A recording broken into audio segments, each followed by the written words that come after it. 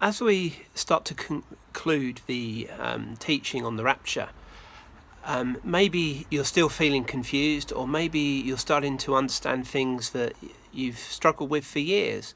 I hope the latter is the case, but we can debate till the cows come home whether the rapture happens pre-tribulation, mid-tribulation, post-tribulation. But if we're not careful, we can miss out on the key message. And the key message is Jesus is coming back for his bride. Whilst there are many things that can be debated when it comes to the end times and the rapture, there are some things that are clear. What is clear is that the end times will see an extreme persecution of the believers in Jesus Christ. And the end times will also see global suffering with war, famine, disasters, natural disasters happening globally.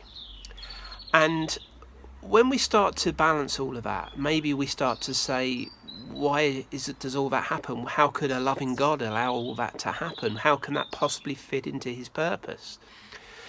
But actually, if we see that through the tribulation, if God withdraws some of his restraint, and we see sin running rampant, and that whole sort of humanity and all of its sickness of sin running full course, what it demonstrates more and more is how much the world needs a saviour. But if it's allowed to run full course without God, we can see the full effects of that. It also allows us to see a reason for God's justice and for his judgment on sin. So there is a role and there is a purpose for the tribulation, and the rapture of the church, part of that, is just an incredible part and a mystery of God that one day we'll find out what the answer is. However, whichever view of the rapture we might hold biblically, and whichever one you wish to hold biblically, I want to refer back to something we looked at just before we began this series on the end times. When we were looking at Jesus and we were looking at his death and resurrection, we looked at some of the things that affect us.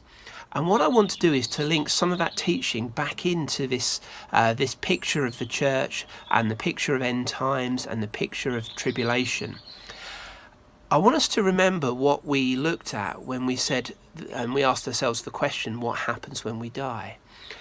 And if you recall, we said that there are things, two different sort of options really. There's what happens for the souls of believers and what happens for the souls of unbelievers.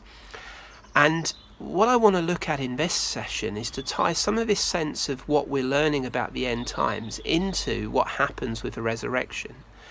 And I want to begin by thinking about what happens to the soul of believers when we die. And what we said previously was that souls of believers go immediately into the presence of God.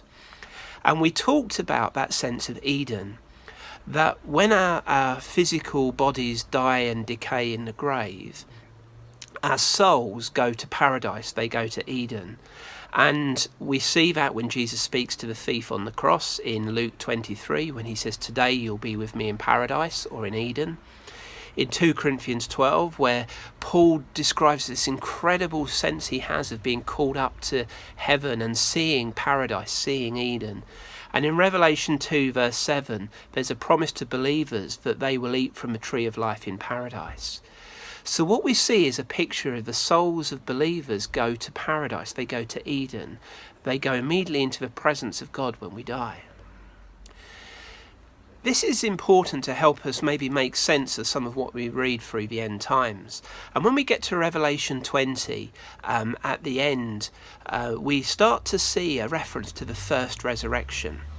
And if we understand that our souls go immediately into the presence of God, when there is a resurrection, we said that our souls reconnect to a physical body at the resurrection. And in the end times, what we see in Revelation 19 is Jesus coming back, overcoming the devil, and as a result, bringing in his millennial kingdom. And we're going to look at that in a little bit more detail in a few sessions' time. But what we see are a few things that maybe just help us understand something of what the Bible teaches about believers and end times. When there's a rapture and our souls and our spirits go to be with Jesus, there's also a physical resurrection where our bodies are reconnected, and we see some of that happening. And in Revelation 20 verse 4, we see that the resurrected, the believers, are given thrones to sit on.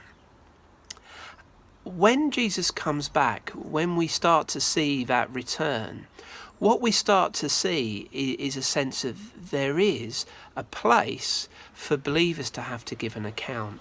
And when the Bible talks about judgment, the Bible does teach about it's given once for man to die and then judgment.